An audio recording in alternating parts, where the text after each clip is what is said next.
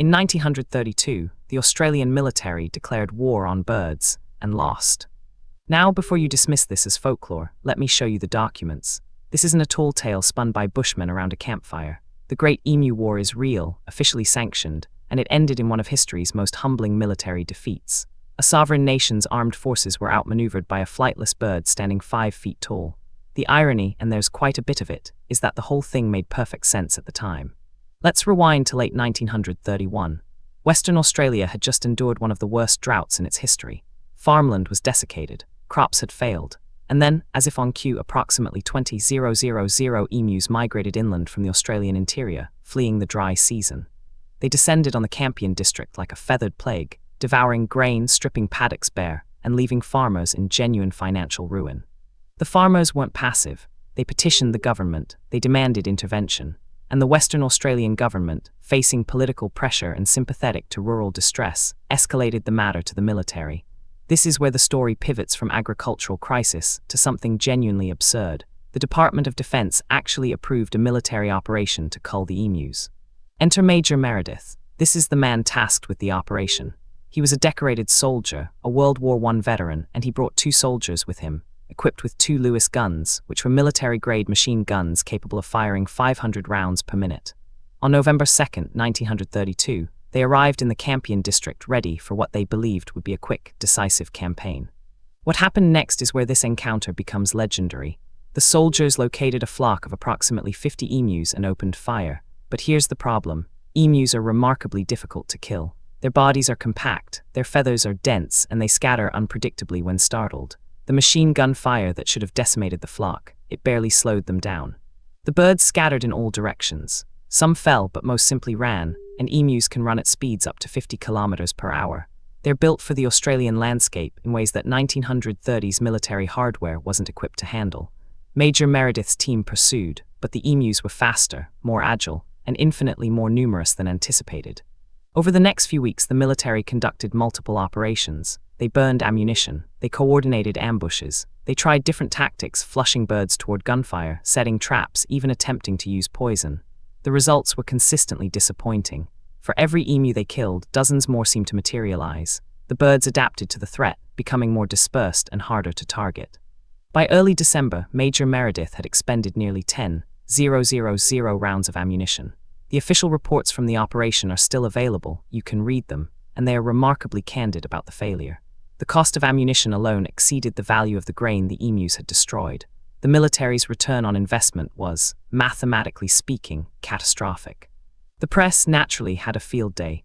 Australian newspapers ran headlines mocking the military. International outlets picked up the story. Here was a modern, industrialized nation's armed forces, tested in actual warfare, defeated by birds. The embarrassment was real, and it was complete.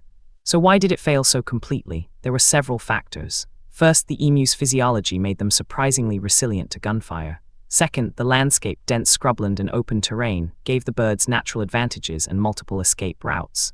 Third, and most importantly, the military underestimated the scale of the problem. They arrived expecting a contained crisis. They found an invasion. There's also a behavioral component that historians often overlook. Emus are social animals. When one bird senses danger, it communicates to others.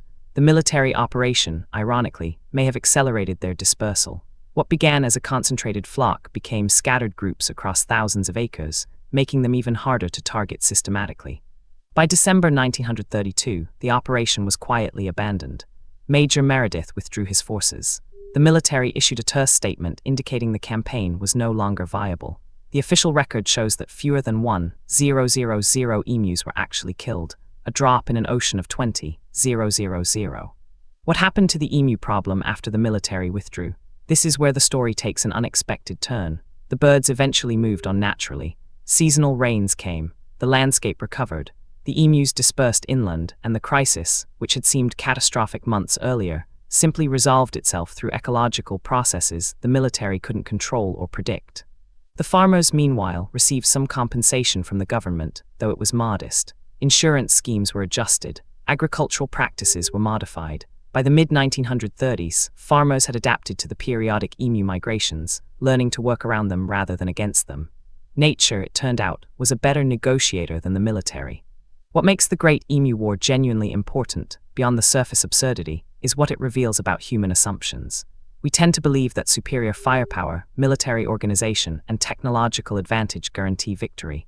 The emus reminded Australia and the world that nature operates by different rules. Adaptation, dispersal, resilience, these are more powerful than ammunition. The incident also became a cautionary tale about ecological intervention. When humans attempt to control wildlife populations without understanding the full complexity of the ecosystem, the results are often counterproductive. The emus weren't invaders. They were responding to drought exactly as their evolutionary history had programmed them to do. Today, the Great Emu War is remembered as a humorous footnote in military history, but it's also a legitimate case study in why brute force, no matter how well organized, isn't always the answer to ecological problems. The emus won not because they were stronger, but because they were smarter about their environment. Subscribe for more forgotten chapters of history where human ambition collides with the unexpected. A new story drops every week.